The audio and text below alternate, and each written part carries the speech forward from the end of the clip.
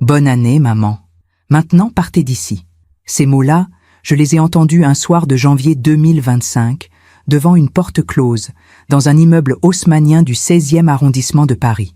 La voix était celle de mon fils, le froid était celui de l'hiver, et moi, je n'avais nulle part où aller. Je m'appelle Rosamonde de Montclair. J'ai 60 ans aujourd'hui, et voici l'histoire que j'ai gardée pour moi pendant trop longtemps. Certaines douleurs ne font pas de bruit. Elles entrent par la poitrine, descendent jusqu'aux jambes, et vous laissent debout, tremblante, devant une porte fermée. Ce soir-là, j'ai compris qu'une phrase peut détruire toute une vie, ou du moins, ce que l'on croyait être une vie. Il était 19h30, le hall sentait l'encaustique et le bois ciré. Les miroirs dorés reflétaient mon visage fatigué, mes cheveux gris que je n'avais pas eu le temps de recoiffer après le train. J'avais voyagé depuis Lyon avec une valise légère, un bouquet de pivoine blanche, les fleurs préférées d'Elmone quand il était petit, et ce foulard en soie bleu nuit que mon défunt mari, Antoine, m'avait offert pour nos 20 ans de mariage. Je le portais toujours autour du cou quand j'avais peur. Ce soir-là, je l'avais noué 2 fois. J'avais prévenu Elmone de ma visite. Enfin, je croyais l'avoir fait. J'avais envoyé un message 3 jours avant Noël. « Mon chéri, je viens te voir pour le nouvel an. J'apporte ta tarte tatin préférée. » Il n'avait pas répondu. Mais Elmone ne répondait plus beaucoup depuis 2 ans. Depuis son mariage avec Mélisande. Mélisande. Ce prénom avait quelque chose de médiéval, de romanesque. La première fois que je l'ai rencontrée, en 2022, elle m'a souri avec une politesse glaciale, comme on sourit à une invitée qu'on n'a pas choisie. Ses cheveux étaient parfaitement lissés, ses ongles d'un rouge sombre. Elle travaillait dans la finance, quelque chose d'important que je n'avais jamais vraiment compris. Elmone la regardait comme un homme regarde une étoile inaccessible. Moi, je la regardais comme une mère regarde une femme qui vient de prendre sa place. Mais je ne voulais pas être cette belle-mère amère, jalouse, possessive. Alors j'avais souri aussi. J'avais dit « Bienvenue dans la famille ». J'avais apporté des macarons de chez La Durée. J'avais posé des questions sur son travail, sur ses parents, sur leurs projets. Elle avait répondu avec des phrases courtes, nettes, efficaces, comme des coups de scalpel. Ce soir de janvier 2025, j'ai sonné à leur porte avec mes pivoines et ma tarte. J'avais mis mon manteau en laine bleu marine, celui que j'avais acheté aux Galeries Lafayette en 2023, quand je m'étais dit qu'il fallait que je m'offre quelque chose de beau, pour une fois. Sous ce manteau, je portais une robe simple, grise, élégante, sans être ostentatoire. J'avais mis du rouge à lèvres, un peu de parfum. Je voulais être une mère dont on est fier. La porte s'est ouverte, mais pas complètement. Juste assez pour laisser passer le visage d'Elmone. Pas de sourire, pas d'embrassade, juste ce regard que je ne lui connaissais pas. Un regard dur, fatigué, absent. « Maman », a-t-il dit, « qu'est-ce que tu fais là ?» Ma gorge s'est serrée. « Je t'avais prévenu, Elmone. Je viens passer le nouvel an avec vous. J'ai apporté ta tarte préférée et je n'ai pas reçu de message. Mais si, je t'ai écrit il y a 2 semaines. Eh bien, je ne l'ai pas vu. Derrière lui, j'ai aperçu l'appartement. Le parquet en chêne massif, le canapé en cuir blanc. Les tableaux modernes au mur. Tout était impeccable, comme dans un magazine. Mélisande était assise près de la fenêtre, un verre de vin blanc à la main. Elle ne s'est pas levée. Elle ne m'a pas regardée. Elle a simplement dit, sans tourner la tête, « Elmone, tu viens ? On doit partir dans 20 minutes. Mon fils a marqué une pause. » Puis il a dit, très doucement, « Maman, ce n'est vraiment pas le bon moment. On a des invitations ce soir, des amis importants. Je ne peux pas t'accueillir comme ça, sans prévenir. Mais, Elmone, j'ai pris le train depuis Lyon. Tu aurais dû appeler avant. Je l'ai fait. Eh bien, manifestement, ça n'a pas fonctionné. » Le silence était épais. J'entendais la respiration d'Elmone. J'entendais le bruit de la circulation en bas, dans la rue. J'entendais mon propre cœur battre contre mes côtes. « Elmone » ai-je murmuré. « S'il te plaît, je ne reste pas longtemps. Juste cette nuit. Demain, je repars. » Il a secoué la tête, lentement, comme un juge qui refuse une grâce. « Maman, je suis désolé, mais c'est non. »« Elmon, bonne année, maman. » Et puis, il a ajouté ces mots que je n'oublierai jamais. « Maintenant, partez d'ici. » La porte s'est refermée. Pas violemment, pas avec un claquement de colère. Non, doucement, proprement, définitivement. Je suis restée là, Dans le couloir, avec mes pivoines qui commençaient à pencher, ma valise qui pesait soudain 100 kilos, et ce foulard en soie bleu nuit qui ne me réchauffait plus du tout. J'ai eu envie de frapper à nouveau, de crier, de pleurer. Mais je ne l'ai pas fait, parce qu'on m'avait appris, depuis toute petite, à garder ma dignité, à ne jamais supplier, à ne jamais mendier l'amour. Alors je suis descendue. J'ai traversé le hall, j'ai poussé la porte vitrée. Et je me suis retrouvée dehors, dans le froid de janvier, sans savoir où aller. Il était 20 heures passées. Les rues de Paris brillaient de 1000 lumières. Les restaurants débordèrent de rires et de champagne. Les gens s'embrassaient pour se souhaiter la bonne année. Et moi, Rosamonde de Montclair, 60 ans, veuve depuis 5 ans, mère d'un fils unique, je marchais seule avec ma valise et mes fleurs fanées, cherchant un endroit où m'asseoir. J'ai trouvé un square, un petit parc avec des bancs en fer forgé et des réverbères anciens.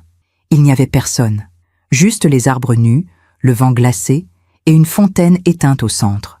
Je me suis assise sur le premier banc, j'ai posé ma valise à côté de moi, j'ai gardé les pivoines sur mes genoux. C'est là que je l'ai vue, une vieille dame, très vieille, peut-être 75 ans, peut-être plus.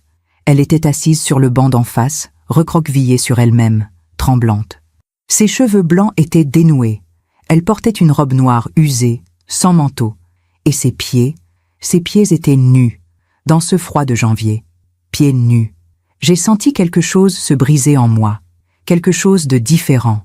Pas une douleur, plutôt une ouverture, un espace qui se libère quand on cesse de penser à soi. Je me suis levée, j'ai traversé le square, et sans un mot, j'ai retiré mon manteau bleu marine, celui des Galeries Lafayette, celui que j'aimais tant, et je l'ai posé sur ses épaules. Elle a levé les yeux vers moi, des yeux clairs, presque transparents. « Merci », a-t-elle murmuré. J'ai regardé ses pieds nus, puis mes propres chaussures, des escarpins noirs, confortables, en cuir souple. Je les ai retirés, et je les ai placés devant elle. « Prenez-les », ai-je dit. « Vous en avez plus besoin que moi. » Elle m'a regardé longtemps. Puis elle a souri, un sourire étrange, doux, presque amusé. « Vous venez de réussir le test », a-t-elle dit. Je n'ai pas compris. J'ai froncé les sourcils. Quel test? Mais elle n'a pas répondu tout de suite. Elle s'est contentée de sourire encore. Et puis, comme dans un rêve, une Mercedes noire s'est arrêtée devant nous. Une voiture luxueuse, silencieuse, aux vitres teintées. Un chauffeur en est sorti. Il a ouvert la portière arrière, et la vieille dame s'est levée. Elle a enfilé mes chaussures, elle a serré mon manteau contre elle, et elle a tendu la main vers moi. « Venez avec moi », a-t-elle dit. « Je vais vous récompenser. » J'étais figée, incapable de bouger, incapable de parler. « Qui êtes-vous » ai-je enfin murmuré. Elle a souri encore une fois, et dans ce sourire, j'ai vu quelque chose que je n'avais pas vu depuis longtemps, de la bonté. « Je m'appelle Philomène », a-t-elle dit. « Et vous, ma chère, vous venez de me prouver que les vraies âmes existent encore. » Le chauffeur attendait. La portière était ouverte. La voiture brillait sous le réverbère. Et moi, Rosamonde de Montclair, 60 ans, pieds nus sur le pavé glacé de Paris, j'ai pris la main de cet inconnu. Parce que parfois, on fait confiance à ceux qui ne la méritent pas. Et parfois, on rencontre ceux qui la méritent au moment où on ne s'y attend plus. Et vous, avez-vous déjà été déçu par quelqu'un que vous aimiez? Racontez-moi votre histoire dans les commentaires. J'aimerais vous lire. La Mercedes roulait lentement dans les rues de Paris. Je ne savais pas où nous allions. Je ne savais même pas si j'avais pris la bonne décision en montant dans cette voiture. Mais j'étais épuisée. Mes pieds nus commençaient à sentir le froid qui remontait dans mes jambes. Et cette femme, Philomène, avait une présence apaisante qui me faisait oublier pour quelques instants la douleur de la porte refermée. Elle était assise à côté de moi, enveloppée dans mon manteau bleu marine. Elle ne parlait pas. Elle regardait par la fenêtre, un léger sourire aux lèvres. Le chauffeur conduisait en silence. La ville défilait autour de nous, lumineuse et indifférente. Je pensais à Elmone, à son visage fermé, à ses mots tranchants. « Bonne année, maman. Maintenant, partez d'ici. » Comment en étions-nous arrivés là? Il y a des souvenirs qui reviennent comme des vagues. On ne peut pas les arrêter. Ils vous submergent, vous emportent, vous ramènent à un temps où tout était différent. Plus simple, plus doux. Je me souviens du jour où Elmone est né. C'était le 15 avril 1989. Un dimanche matin, Antoine et moi vivions encore à Neuilly-sur-Seine, dans un petit appartement avec vue sur le parc. Nous n'avions pas beaucoup d'argent à l'époque, mais nous avions l'essentiel, l'amour, l'espoir et ce bébé qui venait de pousser son premier cri. Elmon pesait 3 kg 200 grammes. Il avait des cheveux noirs, épais et des yeux sombres qui me regardaient avec une intensité troublante. Antoine avait pleuré en le tenant dans ses bras. Moi aussi. Nous avions pleuré de joie, de peur, de gratitude.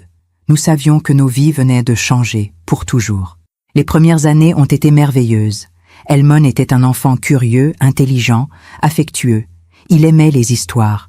Je lui en lisais chaque soir, assise au bord de son lit, tandis qu'il s'endormait en tenant son doudou, un petit lapin en peluche bleue qu'il avait baptisé Monsieur Oreille. Il aimait aussi dessiner. Il passait des heures à dessiner des châteaux, des dragons, des chevaliers.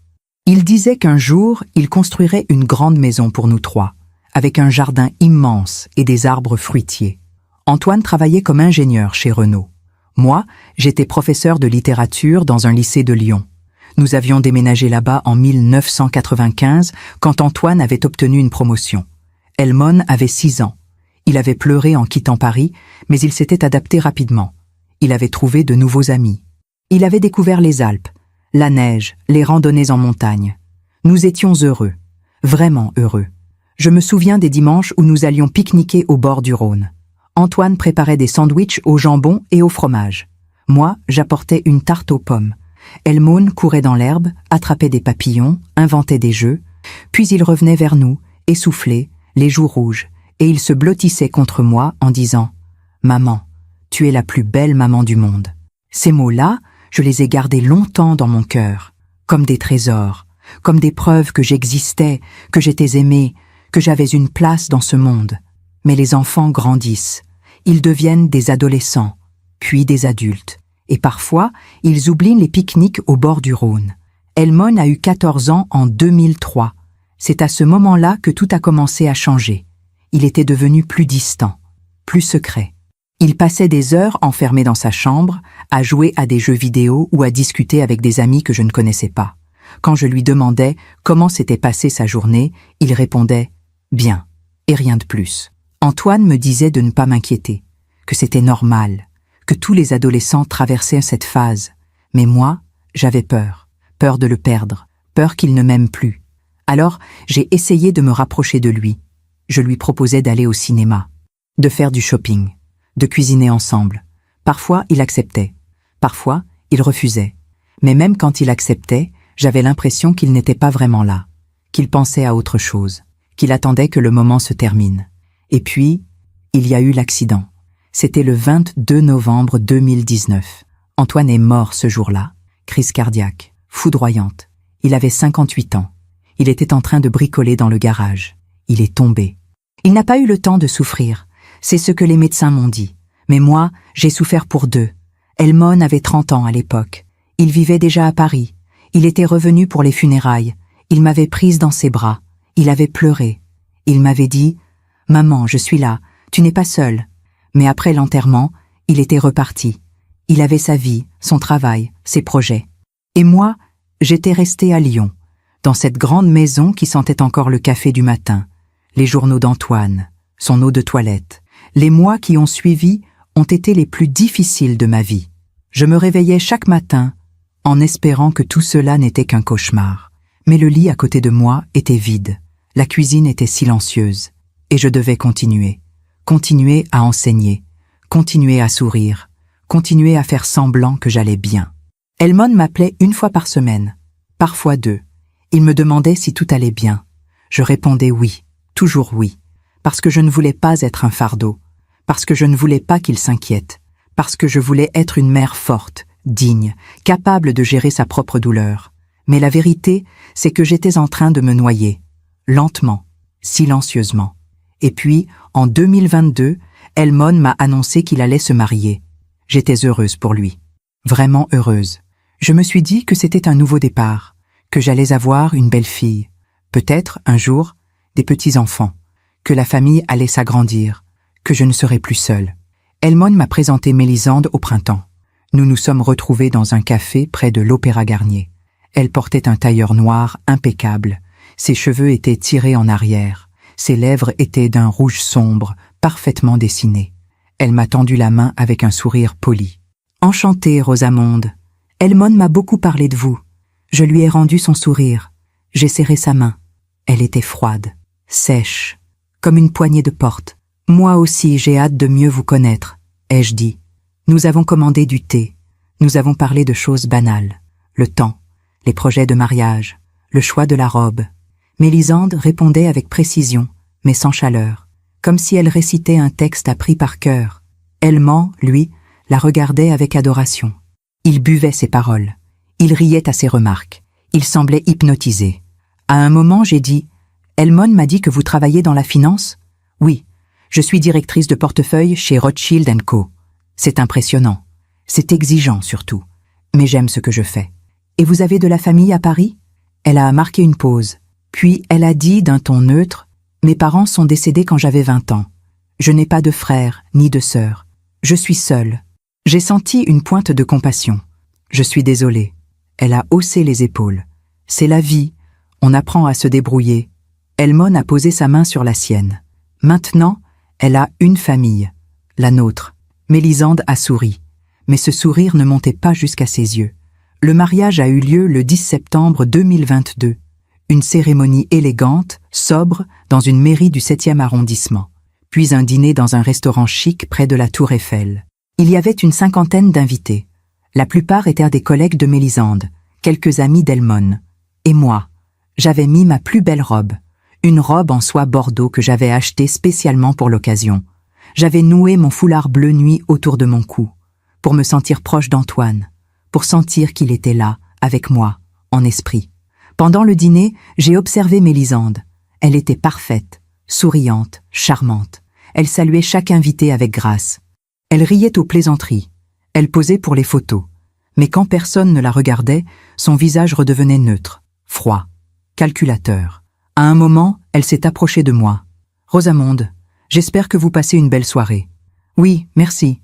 Tout est magnifique. » Elle a hoché la tête. « Je voulais vous dire, Elmond et moi allons beaucoup voyager dans les mois qui viennent, pour mon travail. Vous comprenez, j'imagine ? Bien sûr. Donc, si vous voulez venir nous voir, il vaudrait mieux prévenir longtemps à l'avance. » J'ai souri. Mais j'avais compris le message. Ne venez pas sans invitation. Elmond est venu m'embrasser à la fin de la soirée. Il sentait le champagne et le bonheur. « Maman, merci d'être là. Ça compte beaucoup pour moi. Je serai toujours là, mon chéri. » Il m'a serré dans ses bras, fort, comme quand il était petit. Et pendant quelques secondes, j'ai retrouvé mon fils, mon Elmond, celui qui m'aimait. Mais ensuite, il est reparti vers Mélisande. Elle lui a pris la main. Elle m'a regardé par-dessus son épaule. Et dans ce regard, j'ai vu quelque chose que je n'avais jamais vu auparavant. De la possession. La Mercedes s'est arrêtée devant un immeuble du 8e arrondissement. Un immeuble ancien, majestueux, avec des balcons en fer forgé et des portes sculptées. Le chauffeur a ouvert la portière. Philomène est descendue la première. Elle s'est retournée vers moi. « Venez, ma chère. Vous êtes chez vous maintenant. » Je suis sortie de la voiture. Mes pieds nus touchèrent le trottoir froid. Je regardais cette femme, cette inconnue qui m'offrait un refuge alors que mon propre fils m'avait chassé. Et je me suis demandé, pourquoi les étrangers sont-ils parfois plus généreux que ceux qui partagent notre sang? Pendant que je raconte tout cela, je me demande d'où vous m'écoutez. Écrivez le nom de votre ville en commentaire. L'appartement de Philomène était immense. Un de ces appartements parisiens qui racontent une histoire de fortune ancienne, de bon goût, de vie vécue dans l'élégance. Le hall d'entrée était recouvert de marbre blanc veiné de gris. Un lustre en cristal pendait du plafond. Des tableaux ornaient les murs. Pas des reproductions, mais des œuvres originales, des paysages impressionnistes, des portraits du 19e siècle. Le chauffeur avait pris ma valise. Une domestique m'avait apporté des chaussons en velours et une couverture chaude. Philomène s'était installée dans un fauteuil Louis XV, près de la cheminée où crépitait un feu doux. Elle m'avait fait signe de m'asseoir en face d'elle. « Vous devez avoir faim », a-t-elle dit. « Mathilde va vous préparer quelque chose. »« Je ne sais pas quoi dire », ai-je murmuré. « Vous ne me connaissez pas. Pourquoi faites-vous cela pour moi ?» Elle a souri, un sourire paisible, presque maternel. « Parce que vous m'avez donné votre manteau, alors que vous aviez froid. Parce que vous m'avez donné vos chaussures alors que vous en aviez besoin. Parce que vous avez vu une vieille femme souffrante et vous n'avez pas détourné le regard. C'est rare de nos jours. Mais je sais ce que c'est que d'être seule, Rosamonde. Je sais ce que c'est que d'être rejetée par ceux qu'on aime. Alors ce soir, vous restez ici. Demain, nous parlerons. Mais ce soir, vous êtes en sécurité. J'ai senti les larmes monter, mais je les ai retenues. J'avais trop pleuré déjà. Trop pleuré pour un fils qui ne me voyait plus. Mathilde m'a apporté un plateau avec une soupe à l'oignon, du pain frais, du fromage et un verre de vin rouge. J'ai mangé lentement, en silence. Philomène me regardait avec bienveillance, sans poser de questions. C'était apaisant, réconfortant. Après le dîner, elle m'a conduite à une chambre d'amis.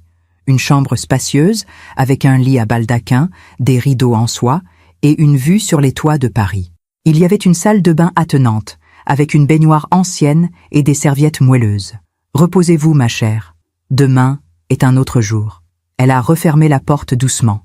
Je me suis assise sur le lit. J'ai regardé autour de moi. Tout était beau, tout était calme. Mais mon cœur, lui, était en morceaux. J'ai pensé à Elmone, à son visage fermé, à sa voix dure. « Bonne année, maman.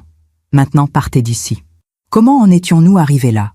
Quand exactement avais-je perdu mon fils? Je me suis souvenu du premier signe. Ce petit détail qui, sur le moment, m'avait semblé anodin, mais qui, rétrospectivement, marquait le début de tout. C'était au printemps 2023, 1 an après le mariage. Elmone m'avait invité à Paris pour mon anniversaire. J'avais eu 58 ans le 12 mars. Il m'avait dit au téléphone « Viens passer le week-end avec nous. On ira au restaurant. On célébrera ensemble. » J'étais si heureuse. Depuis le mariage, je ne les avais vus que 2 fois. Une fois à Noël 2022 et une fois en août, quand ils étaient passés par Lyon pour un court séjour. À chaque fois, Mélisande avait été polie, mais distante. Elle parlait peu, elle souriait rarement, et Elmone semblait constamment occupée, pressée, ailleurs. Mais là, pour mon anniversaire, j'avais espéré que ce serait différent, que nous pourrions passer du temps ensemble, parler, rire, retrouver cette complicité que nous avions eue autrefois.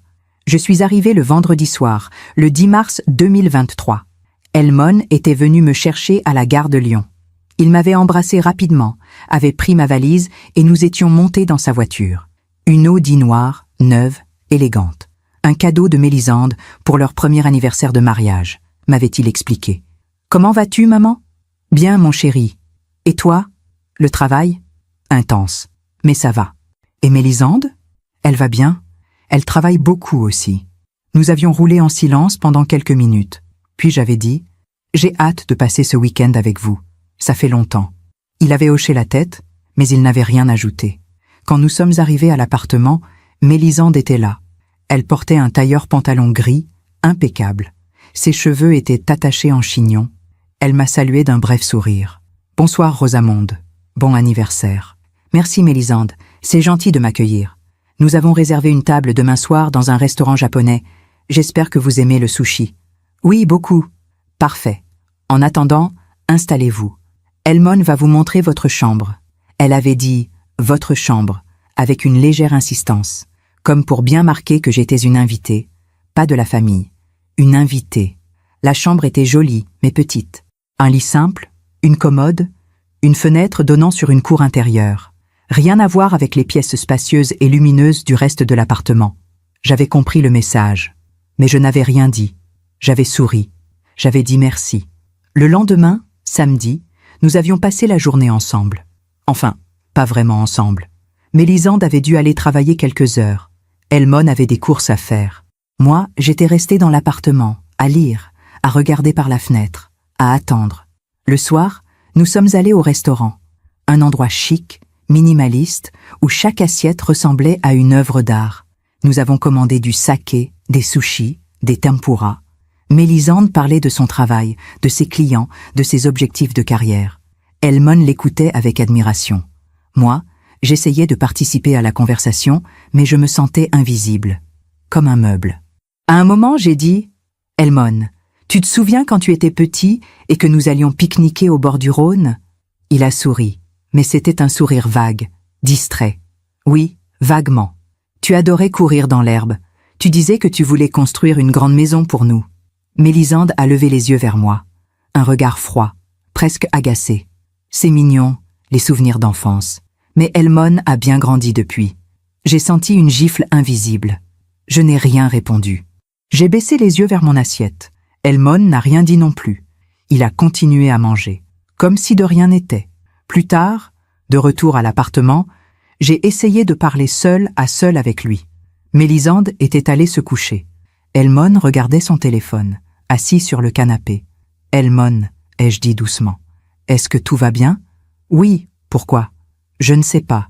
J'ai l'impression que tu es distant, que tu ne me parles plus vraiment. » Il a soupiré, comme si je l'ennuyais. « Maman, je suis fatiguée. J'ai beaucoup de pression au travail. Mélisande aussi. On fait ce qu'on peut. Je comprends. Mais quoi ? J'aimerais qu'on passe plus de temps ensemble, qu'on se parle, comme avant. » Il a posé son téléphone. Il m'a regardé. Et dans ce regard, j'ai vu quelque chose qui m'a glacé le sang. De l'impatience. « Maman, je ne suis plus un enfant. J'ai ma vie, ma femme, mes responsabilités. Tu ne peux pas attendre de moi que je sois toujours disponible pour toi. Je ne demande pas ça. Je demande juste, quoi ? Que je t'appelle tous les jours ? Que je vienne te voir chaque week-end ? Je n'ai pas le temps. » Ces mots étaient durs, tranchants, comme des coups de couteau. « Elmon, je ne veux pas être un fardeau. Je veux juste rester proche de toi. » Il a détourné le regard. « Écoute, on fait ce qu'on peut. Mais il faut que tu comprennes que les choses ont changé. J'ai une nouvelle vie maintenant. Une nouvelle vie. Sans moi. » Je suis retournée dans ma petite chambre. J'ai fermé la porte. Et j'ai pleuré en silence, le visage enfoui dans l'oreiller, pour qu'on ne m'entende pas. Le lendemain matin, dimanche, je suis repartie à Lyon.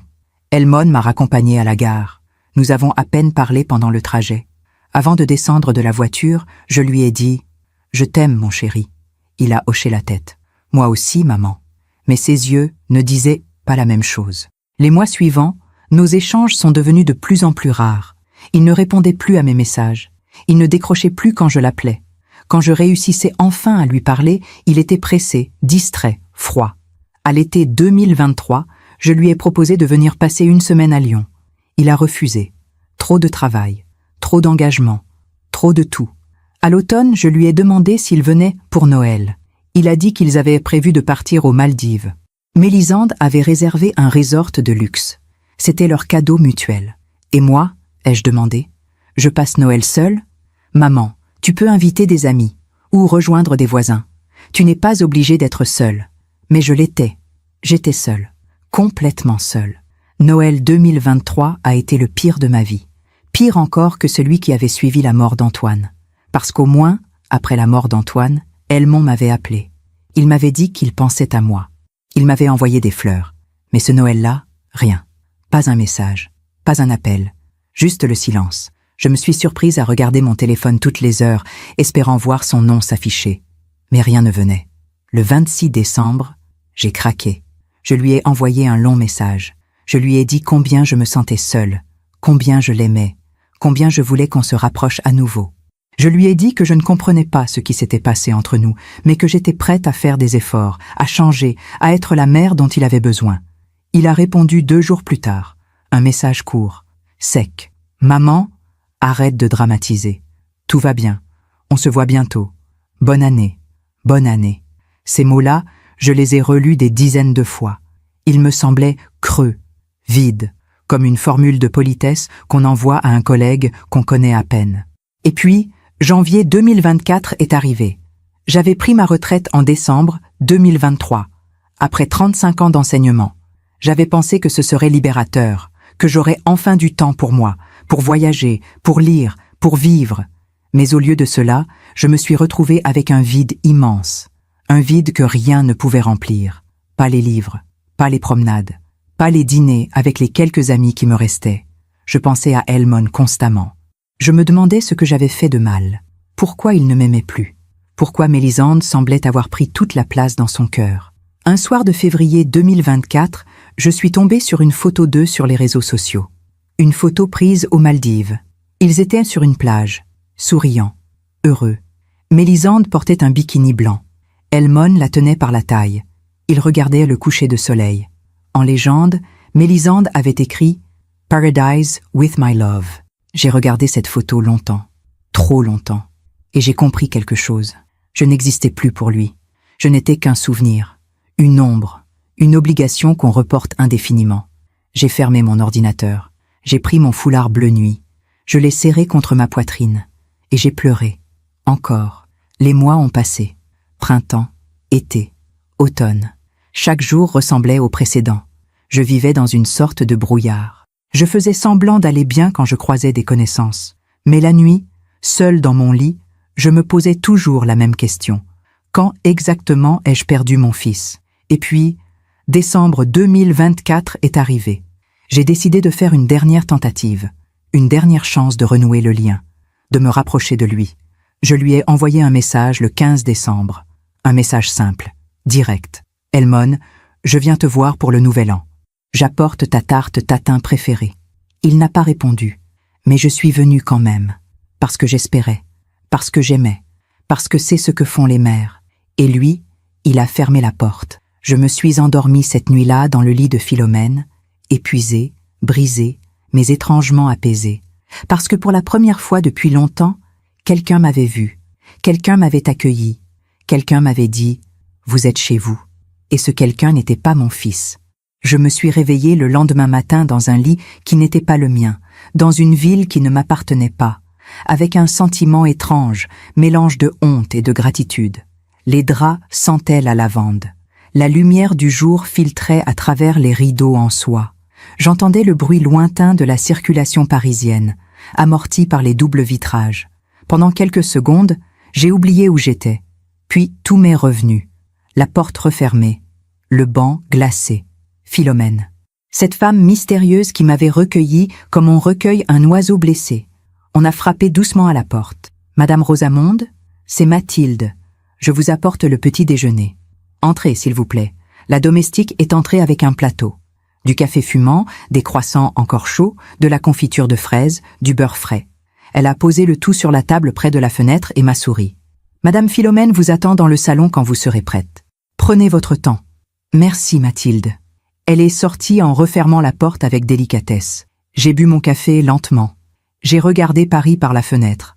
Les toits gris, les cheminées, les pigeons. Tout était calme, ordonné, élégant, si différent du chaos qui régnait dans mon cœur. Je pensais à Elmon, à ce qu'il faisait en ce moment.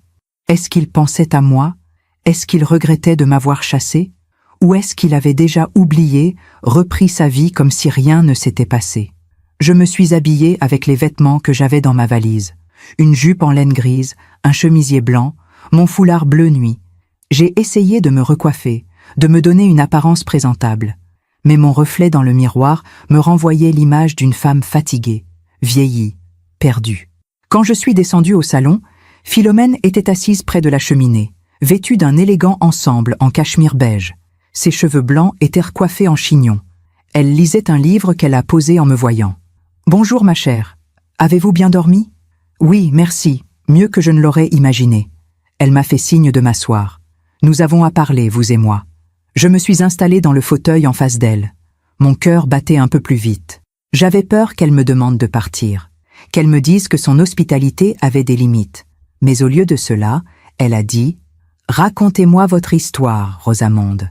Racontez-moi comment vous en êtes arrivée à dormir sur un banc public un soir de janvier. » Alors je lui ai tout raconté, depuis le début, depuis la naissance d'Elmon, depuis les années heureuses, depuis la mort d'Antoine, depuis l'arrivée de Mélisande, depuis la distance qui s'était installée progressivement, insidieusement, jusqu'à ce que mon fils devienne un étranger. Elle m'écoutait sans m'interrompre. Ses yeux clairs ne me quittaient pas. De temps en temps, elle hochait la tête, mais elle ne me jugeait pas. Elle ne me donnait pas de conseils. Elle écoutait, simplement. Quand j'ai terminé, elle a soupiré. « Vous avez aimé votre fils plus qu'il ne vous a aimé. C'est souvent le cas avec les mères. Je ne sais pas ce que j'ai fait de mal. » « Vous n'avez rien fait de mal, ma chère. Vous avez fait ce que font toutes les mères. Vous avez donné, vous avez pardonné, vous avez espéré. Mais certaines personnes ne méritent pas tant de générosité. C'est mon fils. Je ne peux pas... Vous ne pouvez pas arrêter de l'aimer.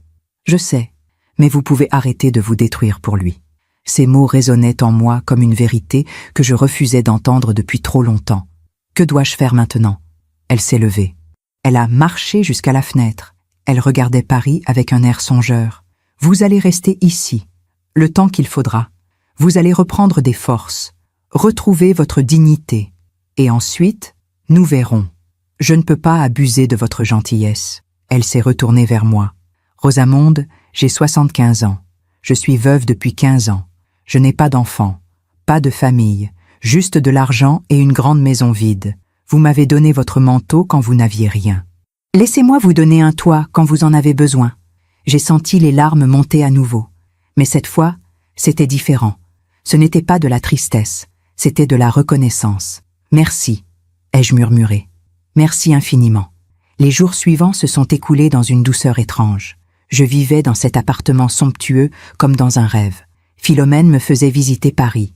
Nous allions au musée d'Orsay, au jardin du Luxembourg, dans de petits cafés du Marais. Elle me racontait sa vie.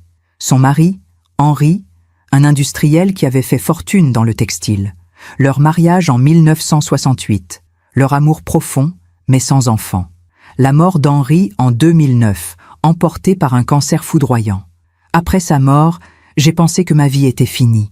Me confiait-elle un après-midi, alors que nous prenions le thé dans un salon de thé, près de la place des Vosges. Mais j'ai continué. Parce que c'est ce qu'on fait. On continue. Vous n'avez jamais voulu vous remarier? Non. Henri était l'amour de ma vie. Après lui, personne ne pouvait prendre sa place. Vous ne vous êtes jamais senti seule? Elle a souri. Bien sûr que si. Mais la solitude n'est pas toujours une mauvaise chose. Elle nous apprend à nous connaître, à nous suffire à nous-mêmes. Je l'admirais. Cette force tranquille, cette acceptation sereine de ce que la vie lui avait donné et repris. Pendant ce temps, mon téléphone restait silencieux. Helmone ne m'avait pas contacté.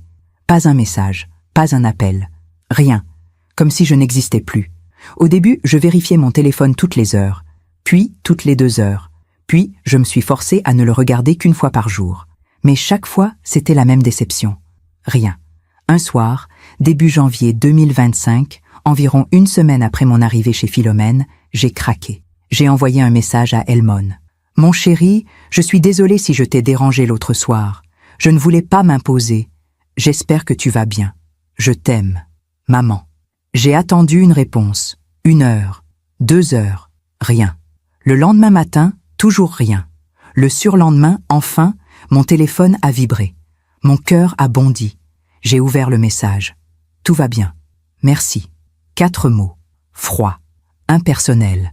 Comme une fin de non-recevoir. J'ai regardé ces 4 mots pendant longtemps. J'ai essayé de les analyser, de trouver une trace d'affection, de regret, de quelque chose. Mais il n'y avait rien. Juste de l'indifférence. Philomène m'a trouvée assise dans le salon, les yeux rouges, le téléphone serré dans la main. Il vous a répondu? Oui. Enfin, on peut appeler ça une réponse. Elle s'est assise à côté de moi. Elle a pris ma main dans la sienne. « Rosamonde, il va falloir que vous acceptiez quelque chose. Votre fils a choisi. Il a choisi sa femme. Il a choisi une vie sans vous. Ce n'est pas juste. Ce n'est pas normal. Mais c'est son choix. Mais comment peut-il faire ça? Comment peut-on abandonner sa mère comme ça? Certaines personnes sont incapables d'aimer au-delà de leurs propres besoins. Votre fils est peut-être devenu l'une d'elles, mais il n'était pas comme ça. Quand il était petit, il était tendre, affectueux, attentionné. Les gens changent, ma chère. Pas toujours en mieux. J'ai pleuré dans ses bras ce soir-là. J'ai pleuré toutes les larmes que je retenais depuis des mois, toute la douleur, toute la solitude, tout l'amour non rendu. Et Philomène m'a tenue contre elle en murmurant « Pleurez, ma chère, pleurez autant qu'il le faut. Mais après, vous devrez vous relever. » Les semaines ont passé. Janvier s'est transformé en février. J'étais toujours chez Philomène. Elle ne m'avait jamais demandé de partir. Au contraire, elle semblait heureuse de ma présence. Nous prenions nos repas ensemble. Nous parlions de littérature, de musique, de voyage. Elle me racontait ses souvenirs. Moi, je partageais les miens. Petit à petit, je commençais à me sentir mieux. Pas guéri, mais moins brisé. Comme un os qui se ressoude lentement. Un matin de mi-février, Philomène m'a dit « Rosamonde, j'aimerais vous proposer quelque chose. Oui ? Restez avec moi, pas comme une invitée, comme une compagne, quelqu'un avec qui partager ma vie. Je n'ai plus personne. Vous non plus, apparemment. Nous pourrions nous tenir compagnie. J'ai été surprise, émue, confuse. Philomène, je ne sais pas quoi dire. C'est trop généreux. Ne dites rien maintenant. Réfléchissez. Prenez votre temps. Mais au fond de moi, je savais déjà. Je savais que retourner à Lyon signifiait retourner à la solitude. Retourner à cette grande maison vide où chaque pièce me rappelait Antoine, où chaque silence me rappelait Elmone. Rester à Paris, c'était peut-être commencer une nouvelle vie. Différente, inattendue. Mais une vie quand même. J'ai pensé à mon fils, à ce qu'il penserait si je restais ici. Est-ce qu'il s'en soucierait? Est-ce qu'il me chercherait? Est-ce qu'il réaliserait enfin ce qu'il avait perdu? Mais je me trompais. Je me trompais encore. Parce qu'Elmone ne cherchait rien. Il ne perdait rien. Il m'avait déjà oublié. Je me demande encore si j'ai fait le bon choix. Et vous? Qu'auriez-vous fait à ma place? Mars 2025 est arrivé avec ses premières douceurs printanières. Les arbres de Paris commençaient à bourgeonner. Les terrasses des cafés se remplissaient à nouveau. La ville reprenait vie après l'hiver. Moi aussi, d'une certaine manière, je reprenais vie. J'avais accepté la proposition de Philomène. J'allais rester avec elle. Pas indéfiniment, peut-être. Mais pour l'instant, c'était chez elle que je me sentais le plus en sécurité, le plus accueillie, le plus vivante. Nous avions établi une routine douce et apaisante. Le matin, nous prenions le petit déjeuner ensemble en lisant les journaux. L'après-midi, nous sortions nous promener ou visiter des expositions. Le soir, nous dînions en parlant de tout et de rien. Philomène était devenue plus qu'une bienfaitrice. Elle était devenue une amie, peut-être même la famille que je n'avais plus. Mais Elmone restait présent dans mes pensées, comme une ombre qui refuse de partir, comme une blessure qui ne guérit pas complètement. Je ne lui avais plus écrit depuis ce message pathétique de janvier auquel il avait répondu 4 mots glacials. Je m'étais promis de ne plus supplier, de ne plus mendier son attention. Mais l'envie était toujours là, cette envie terrible de savoir, de comprendre, de trouver une explication à tout cela. Un après-midi du 12 mars 2025, mon anniversaire, 60 ans exactement, j'étais assise dans le bureau de Philomène en train de lire un roman de Colette quand mon téléphone a vibré. Un message d'Elmone. Mon cœur s'est mis à battre plus vite.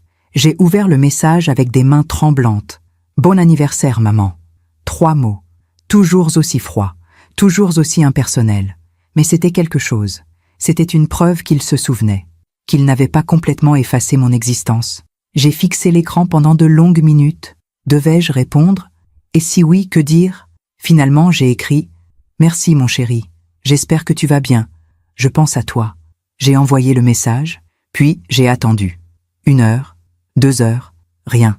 Philomène m'a trouvé dans le bureau, le téléphone à la main, le regard perdu. « Il vous a contacté? »« Oui. Pour mon anniversaire? » ?»« C'est bien, non? » ?»« Je ne sais pas.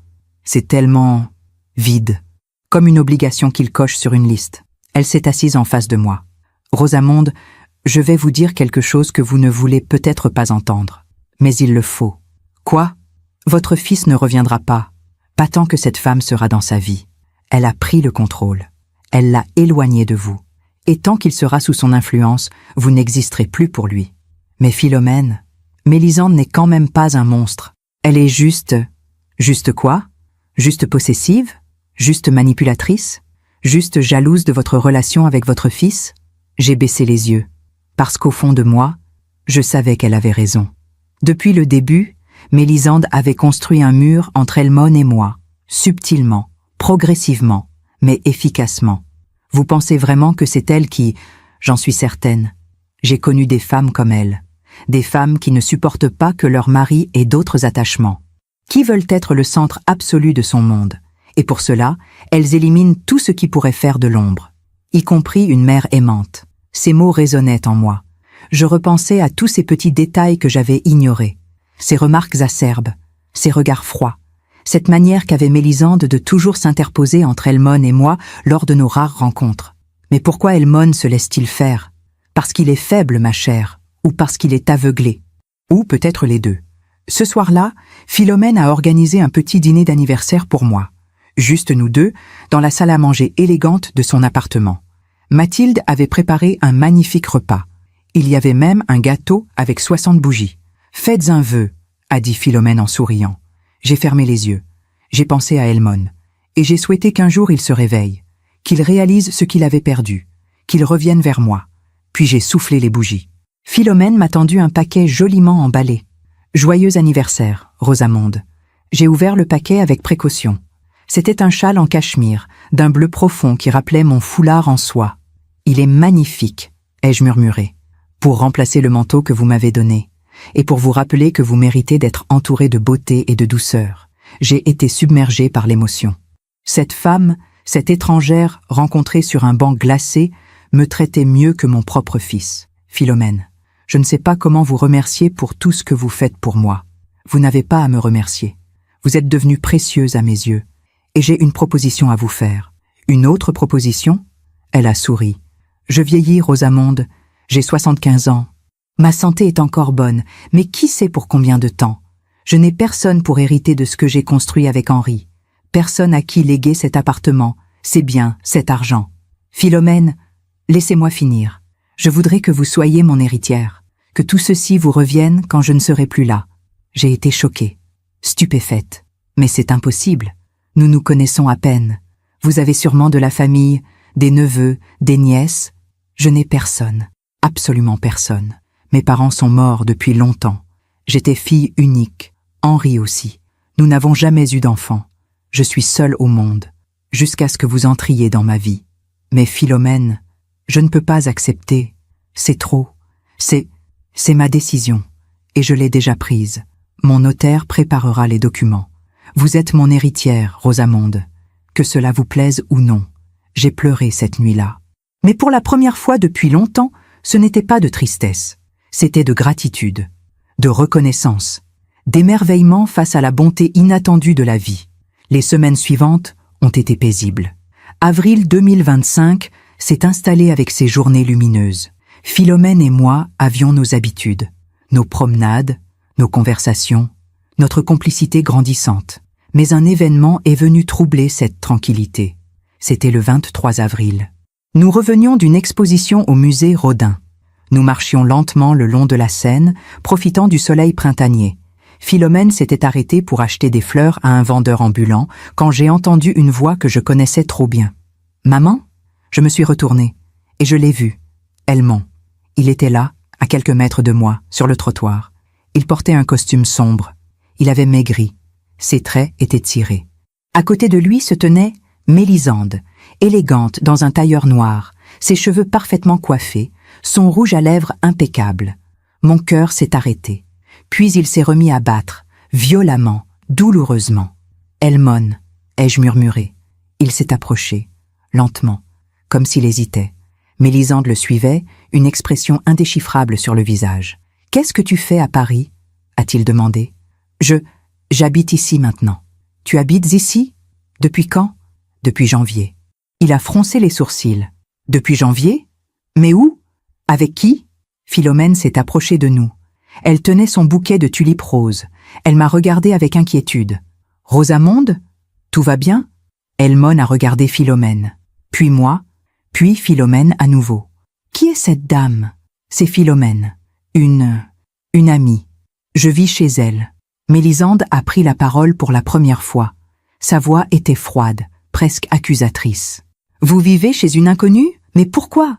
J'ai senti la colère monter en moi, une colère que je retenais depuis des mois, des années peut-être, parce que je n'avais nulle part où aller, parce que mon fils m'a chassé de chez lui un soir de janvier, parce que j'ai dormi sur un banc public et que cette femme, cette inconnue comme tu dis, m'a accueilli alors que mon propre sang m'avait rejeté. Le silence qui a suivi était assourdissant. Elmon est devenu pâle. Il a ouvert la bouche, puis l'a refermée. Mélisande, elle, a souri. Un sourire froid, méprisant. Comme c'est touchant. Une belle histoire de charité chrétienne. Philomène s'est avancée. Elle a regardé Mélisande droit dans les yeux. « Jeune femme, je ne sais pas qui vous êtes, ni ce que vous voulez. Mais je sais reconnaître une personne toxique quand j'en vois une. Et vous en êtes une. » Mélisande a écarquillé les yeux. Personne ne lui parlait jamais ainsi. « Pardon, vous ne me connaissez pas. Vous n'avez pas le droit de... » « J'ai le droit de défendre quelqu'un qui souffre à cause de vous. J'ai le droit de dire la vérité. Et la vérité, c'est que vous avez détruit le lien entre cette femme et son fils. » consciemment, méthodiquement. Elmon a levé la main. « Madame, s'il vous plaît, vous ne connaissez pas notre situation. Vous ne savez pas ce qui... Je sais qu'un fils qui chasse sa mère un soir de Nouvel An n'a aucune excuse. Aucune. » Elmon a baissé les yeux. Il semblait mal à l'aise. Honteux peut-être. Mélisande a pris son bras. « Viens, Elmon. On a mieux à faire que de perdre notre temps ici. » Mais Elmon ne bougeait pas. Il me regardait. Vraiment. Pour la première fois depuis longtemps. « Maman, je suis désolée. Je ne savais pas que tu... Que je quoi? Que j'avais dormi dehors? Que j'avais eu froid? Que j'avais pleuré? Je pensais que tu étais retournée à Lyon. Tu ne m'as même pas demandé. Tu ne m'as même pas appelé pour vérifier. » Il a secoué la tête. Comme un homme qui se réveille d'un long sommeil. « Tu as raison. J'aurais dû. Je suis désolée. » Mélisande a tiré sur son bras avec plus de force. « Elmon, on y va. Maintenant. » Et Elmon, faible comme toujours, l'a suivi. Ils se sont éloignés dans la foule parisienne. Lui, courbé, vaincu. Elle, droite, triomphante. Je suis restée là, tremblante, les larmes aux yeux. Philomène m'a prise par l'épaule. « Venez, ma chère, rentrons. » Sur le chemin du retour, elle m'a dit « Vous avez vu son visage ?» Il a réalisé, pas tout, mais une partie. Un jour, il comprendra vraiment. Et ce jour-là, il viendra vous chercher. Mais il sera peut-être trop tard. Je ne savais pas si elle avait raison. Mais une chose était certaine. J'avais vu quelque chose dans les yeux d'Elmon. Quelque chose qui ressemblait à du regret. Et ce regret, aussi tardif soit-il, était le premier signe que tout n'était peut-être pas complètement perdu. Les jours qui ont suivi cette rencontre ont été étranges. Je me sentais à la fois soulagée et troublée. Soulagée d'avoir enfin dit ma vérité. Troublée par le regard d'Elmon. Ce regard qui trahissait quelque chose. Un doute. Une fissure dans la certitude que Mélisande avait bâtie autour de lui. Philomène m'observait avec attention. Elle ne me posait pas de questions. Elle attendait que je sois prête à parler. C'est arrivé un soir de fin avril. Nous étions assises dans le salon, un feu doux crépitant dans la cheminée. J'avais mon châle bleu sur les épaules. Philomène lisait. Moi, je regardais les flammes. « Pensez-vous qu'il reviendra ?» ai-je demandé soudain. Elle a levé les yeux de son livre. « Votre fils ?» Oui. Elle a réfléchi un instant. Je pense qu'il est en train de se réveiller. Mais se réveiller et agir sont deux choses différentes. Cette femme a un pouvoir sur lui. Il faudra qu'il trouve le courage de s'en libérer. Et s'il ne le trouve jamais? Alors vous aurez fait ce que vous deviez faire. Vous aurez dit la vérité. Vous aurez gardé votre dignité. Le reste ne dépend plus de vous. Ces paroles me réconfortaient. Lentement, je commençais à accepter l'idée que je ne pouvais pas sauver Elmon, qu'il devait se sauver lui-même. Mais 2025 est arrivé. Paris était magnifique sous le soleil printanier. Philomène m'a emmenée chez son notaire, Maître Durand, un homme distingué d'une 60aine d'années qui travaillait dans un cabinet du Marais. « Madame de Montclerc », a-t-il dit en me serrant la main, « Madame Beaumont m'a beaucoup parlé de vous. Je suis heureux de vous rencontrer enfin. » Philomène lui a fait signe de nous présenter les documents. « Rosamonde, tout est en ordre. Si je venais à disparaître, vous hériteriez de tout. L'appartement, les placements, les œuvres d'art, tout. Philomène, Non, n'insistez pas, c'est fait. Signez ici, s'il vous plaît. » J'ai signé les papiers avec une main tremblante. Je me sentais à la fois honorée et terrifiée. Terrifiée à l'idée de perdre cette femme qui était devenue si précieuse. En sortant de chez le notaire, Philomène m'a prise par le bras. « Maintenant, vous êtes à l'abri. Quoi qu'il arrive, vous ne dépendrez plus jamais de personne. » Mais ce soir-là, quelque chose s'est passé qui allait tout changer. Mon téléphone a sonné. Un numéro inconnu. J'ai hésité, puis j'ai décroché. « Allô? Madame de Montclerc ?» Une voix masculine, policée, nerveuse. « Oui? Je m'appelle Thomas Renard. Je suis un collègue d'Elmon chez Deloitte. Je ne sais pas si je devrais vous appeler, mais je pense que vous devez savoir quelque chose. Mon cœur s'est accéléré. Que se passe-t-il? Elmon va bien? Physiquement, oui. Mais, écoutez, je ne devrais pas m'en mêler, mais votre fils est mon ami, et je le vois se détruire à petit feu. Que voulez-vous dire? Mélisande. Elle le contrôle complètement. Elle gère son argent, ses contacts, ses sorties. Elle a coupé tous ses liens avec ses anciens amis. Elle l'a isolé. Et depuis quelques semaines, c'est pire. Il semble déprimé, absent. Il ne rit plus jamais. Je sentais ma gorge se serrer. Pourquoi me dites-vous cela? Parce que l'autre jour, il m'a parlé de vous. Il m'a dit qu'il vous avait vu dans la rue, qu'il avait appris que vous aviez dormi dehors à cause de lui. Et depuis, il n'est plus le même. Il culpabilise, mais il ne sait pas comment sortir de cette situation. Monsieur Renard, je ne sais pas quoi faire. Moi non plus. Mais je voulais que vous sachiez que malgré tout, il pense à vous. Il a raccroché. Je suis restée immobile, le téléphone à la main, le cœur battant. Philomène est venue vers moi. Rosamonde? Qui était-ce? Je lui ai tout raconté. Elle a hoché la tête lentement.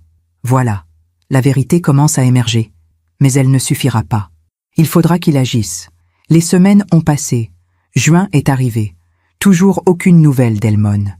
Mais je savais maintenant qu'il pensait à moi, que quelque chose bougeait en lui. Un matin de mi-juin, Philomène m'a dit « Rosamonde, j'ai quelque chose à vous avouer. » Quoi donc? Ce soir où je vous ai rencontré sur ce banc, ce n'était pas un hasard. J'ai froncé les sourcils. Comment ça? Je fais cela une fois par an, depuis la mort d'Henri. Je sors, je m'habille comme une mendiante, et je vais voir qui s'arrêtera pour m'aider. La plupart des gens passent sans me regarder. Certains me donnent une pièce, mais presque personne ne donne vraiment. Pas son manteau, pas ses chaussures. Vous l'avez fait. Alors c'était un test? Oui, un test pour trouver quelqu'un qui mérite ma confiance, ma fortune, mon héritage. Et vous avez réussi. J'étais abasourdi. Mais pourquoi? Parce que l'argent doit aller à ceux qui ont un cœur, pas à ceux qui le cherchent. Vous ne cherchiez rien. Vous donniez. C'est pour cela que vous méritez tout. Je l'ai regardée longtemps, cette femme extraordinaire qui avait transformé ma vie. Merci, Philomène. Pour tout. Elle a souri. C'est moi qui vous remercie. Vous m'avez redonné un sens, une famille, un but. Ce soir-là, nous avons dîné en parlant de l'avenir, de voyages que nous ferions ensemble, de livres que nous lirions, de la vie qui continuait, malgré tout. Et pour la première fois depuis longtemps, j'ai senti quelque chose ressembler à de l'espoir. Juillet 2025 a commencé dans une chaleur étouffante. Paris se vidait de ses habitants.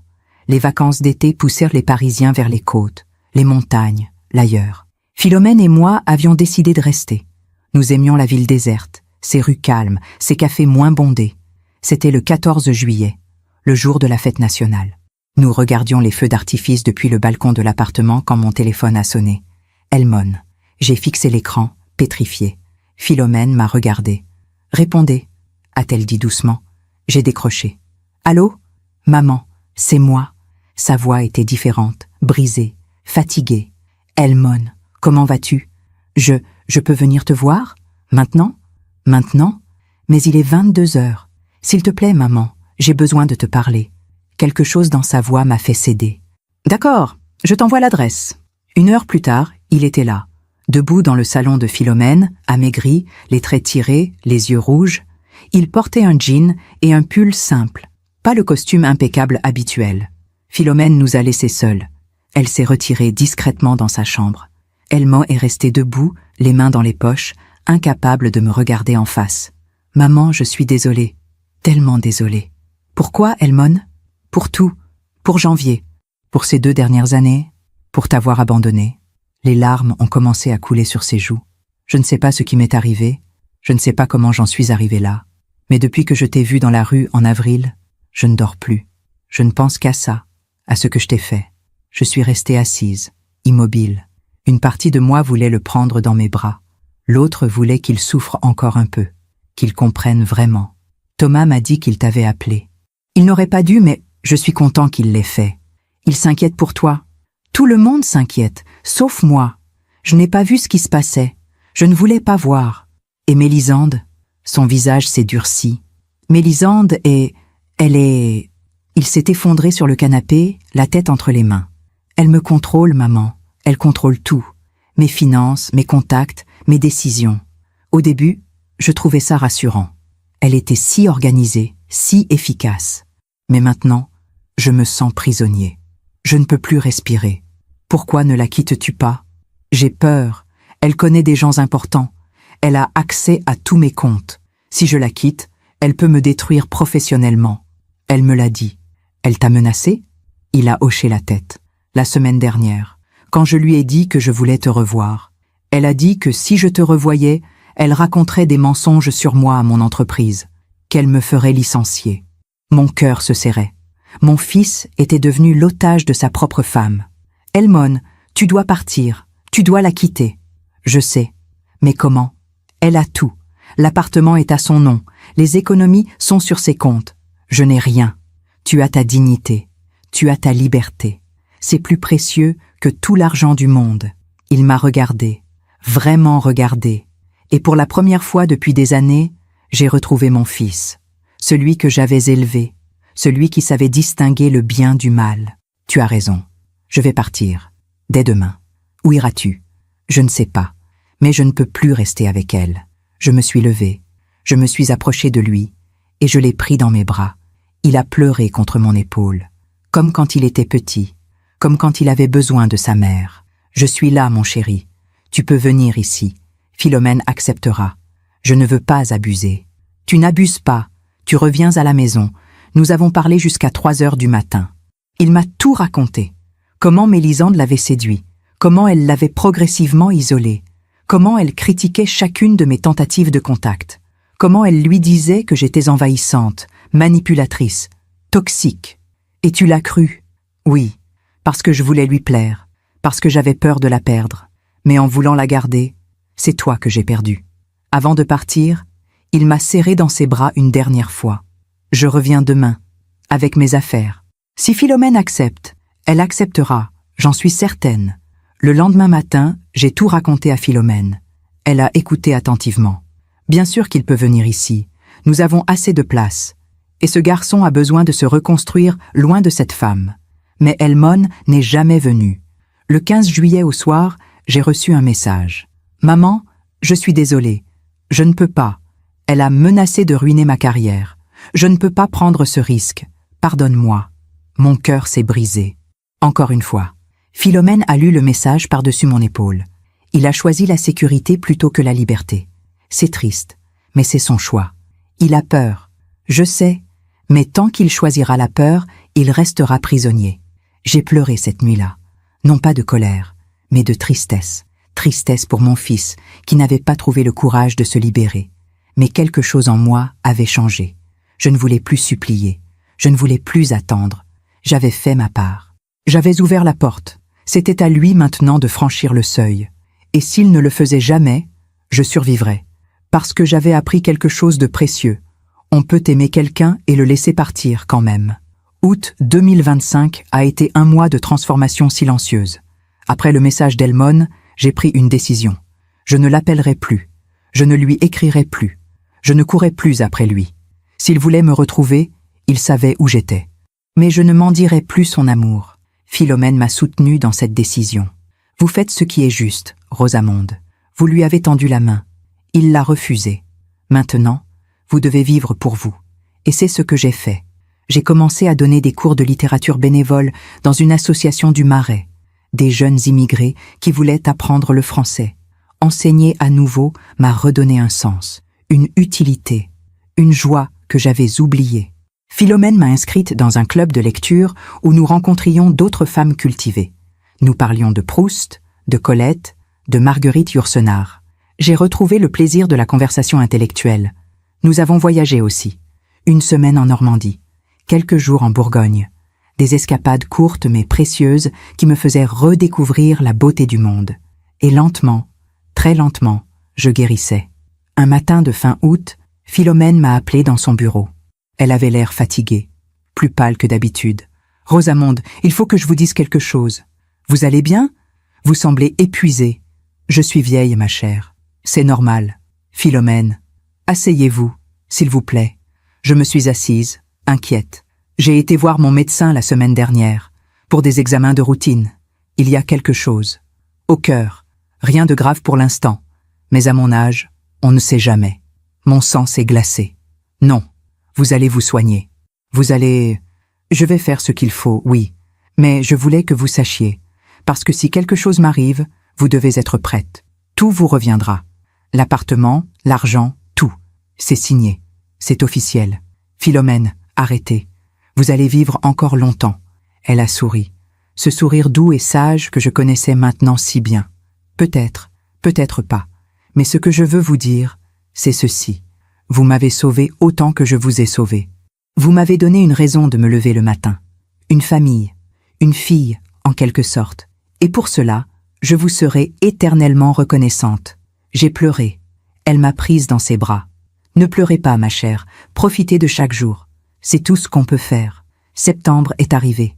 Philomène suivait son traitement. Elle allait bien. Nous continuions notre vie, nos promenades, nos conversations, notre complicité. Et puis, un matin du 23 septembre, j'ai reçu un appel inattendu. « Madame de Montclair ? » ?»« Oui, je suis maître Fontaine, avocat. J'ai été contacté par votre fils, Elmon. Il souhaite divorcer de Mélisande, et il vous demande de l'aider. » Mon cœur s'est arrêté. « Il veut divorcer ? » ?»« Oui. Il a enfin trouvé le courage de partir. Mais il a besoin de soutien. Financier, surtout. Mélisande contrôle tous ses avoirs. Il ne peut pas payer seul les frais d'avocat. Où est-il ? Il a quitté l'appartement il y a 3 jours. Il habite chez son ami Thomas pour l'instant. Il n'a presque rien emporté. Juste quelques vêtements. Je veux le voir. Il souhaite vous voir aussi. Pouvez-vous venir cet après-midi à mon cabinet ? J'y suis allé. Philomène m'a accompagné. Elmon était là, dans le bureau de l'avocat, assis sur une chaise, les épaules voûtées, les traits marqués. Mais ses yeux étaient différents, plus clairs, plus libres. Quand il m'a vu, il s'est levé. Il a fait un pas vers moi. Puis, il s'est arrêté. « Maman, pardon d'avoir attendu si longtemps. » Je me suis approchée. J'ai pris ses mains dans les miennes. « Tu es là maintenant. C'est ce qui compte. » Il a pleuré. Longtemps. Puis il m'a tout raconté. Comment il était parti un matin pendant que Mélisande était au travail. Comment elle l'avait appelé 50 fois. Comment elle avait menacé, supplié, hurlé. Comment il avait tenu bon cette fois. Je ne retournerai pas avec elle. Jamais. Même si je perds tout. Philomène s'est avancée. Vous ne perdrez pas tout, jeune homme. Votre mère et moi allons vous aider. Financièrement. Émotionnellement. Vous allez vous reconstruire. Elmon l'a regardée avec gratitude. Merci, madame. Merci pour tout ce que vous avez fait pour ma mère. C'est elle qui a tout fait. Moi, je n'ai fait que reconnaître sa valeur. Les semaines suivantes ont été intenses. Le divorce a été lancé. Mélisande s'est battue. Elle a menacé. Elle a menti. Elle a essayé de salir Elmon auprès de ses employeurs. Mais Elmon a tenu bon, avec mon soutien, avec celui de Philomène, avec celui de Thomas et de quelques autres amis qu'il avait retrouvés. En octobre, il est venu habiter chez Philomène, dans une chambre d'amis. Nous vivions ensemble, une nouvelle famille, différente, mais réelle. Et un soir, assis à table tous les 3, Elmon m'a dit « Maman, je sais que je ne peux pas effacer ce que j'ai fait, mais je vais passer le reste de ma vie à essayer de me rattraper. » J'ai posé ma main sur la sienne. « Tu es déjà en train de le faire. » Philomène a levé son verre. « Au courage et au nouveau départ. » Nous avons trinqué. Et dans ce moment simple, j'ai compris quelque chose. Le pardon n'efface pas la douleur, mais il permet de continuer à vivre. Novembre 2025 a apporté les premières pluies d'automne. Paris brillait sous les réverbères mouillés. Elmon vivait avec nous depuis 1 mois. Il allait mieux, beaucoup mieux. Le divorce avançait, lentement, mais sûrement. Et puis, un matin du 10 novembre, Thomas a appelé Elmon. « Tu ne vas pas me croire. Mélisande a été licenciée. » Quoi ? Elle a été prise en flagrant délit de détournement de fonds. Des transferts frauduleux sur des comptes personnels. La direction de Rothschild l'a virée immédiatement. Il y aura probablement des poursuites judiciaires. Elmon est resté silencieux. Puis il m'a regardé. « Maman, Mélisande a perdu son travail. Tout ce pourquoi elle vivait. Je n'ai ressenti aucune joie, juste une certaine paix. La vie finit toujours par rendre ce qu'on lui donne. » Quelques jours plus tard, l'avocat nous a informé que Mélisande voulait accélérer le divorce. Elle avait besoin d'argent rapidement.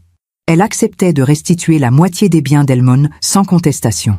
Elle a perdu son pouvoir, a dit Philomène. Quand on construit sa vie sur la manipulation, tout s'effondre au premier coup de vent. En décembre, le divorce a été prononcé. Elmon était libre, vraiment libre. Un soir de fin décembre, nous étions tous les 3 dans le salon. Le sapin de Noël scintillait dans un coin. Dehors, la neige tombait doucement. Thomas m'a dit qu'il avait croisé Mélisande hier, a murmuré Elmon. Dans le métro.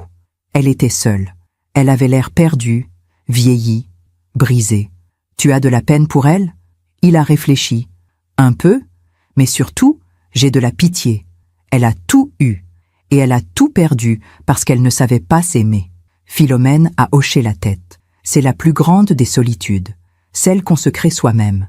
Nous avons célébré Noël ensemble, un vrai Noël, avec des rires, des cadeaux, de la chaleur. Elmone m'a offert un nouveau foulard, en soie bleu nuit, comme celui d'Antoine, pour remplacer l'ancien, pour un nouveau départ. J'ai pleuré, mais cette fois de joie. La vie avait rendu justice, pas par vengeance, pas par cruauté, mais par l'ordre naturel des choses. Ceux qui donnent reçoivent, ceux qui prennent perdent. Toujours. Janvier 2025 s'est terminé exactement 1 an après cette nuit glacée où mon fils m'avait chassé. Aujourd'hui, je suis assise dans le salon de Philomène. Enfin, notre salon maintenant. Elmone lit près de la fenêtre. Philomène brode tranquillement dans son fauteuil. Le feu crépite doucement. Nous sommes une famille, pas celle que j'avais imaginée, mais une vraie famille quand même. Le divorce d'Elmone est finalisé. Il a retrouvé du travail dans une autre entreprise. Il recommence sa vie, lentement, humblement. Philomène va bien. Son cœur tient bon. Nous prenons soin l'une de l'autre. Et moi, j'ai 60 ans. J'ai perdu un mari. J'ai failli perdre un fils. Mais j'ai trouvé quelque chose de plus précieux encore, ma dignité. L'autre jour, j'ai croisé une jeune femme qui pleurait sur un banc. Son mari venait de la quitter. Je me suis assise à côté d'elle. Je lui ai donné mon châle. Et je lui ai dit, « Un jour, vous comprendrez que certaines pertes sont des libérations. » Elle m'a regardé avec des yeux surpris. « Comment savez-vous ? Parce que j'ai vécu ce que vous vivez. Et j'ai survécu. Vous survivrez aussi. » Avant de partir, elle m'a serré dans ses bras, comme on serre une mère, une sœur, une amie. Et j'ai compris que ma douleur avait un sens. Elle me permettait d'aider les autres. Ce soir, en regardant Elmone et Philomène, je pense à toutes ces femmes qui m'écoutent, peut-être. Toutes ces femmes qui ont été rejetées, trahies, abandonnées. Je veux leur dire ceci. Vous n'êtes pas seules. Vous n'êtes pas folles. Vous n'êtes pas responsables de la cruauté des autres. La vie finit toujours par rendre justice. Pas toujours de la manière qu'on attend. Pas toujours quand on le souhaite. Mais elle le fait. Et quand tout semble perdu, regardez autour de vous. Parfois, les anges portent des cheveux blancs et vous attendent sur un banc glacé. Merci de m'avoir écouté jusqu'au bout. Si cette histoire a touché votre cœur, abonnez-vous et activez la cloche pour entendre d'autres femmes qui ont transformé la douleur en sagesse. Chaque jour, une femme, une leçon de vie. Partagez cette histoire avec quelqu'un que vous aimez. Parfois, une histoire change toute une journée. Que Dieu vous bénisse et à très bientôt.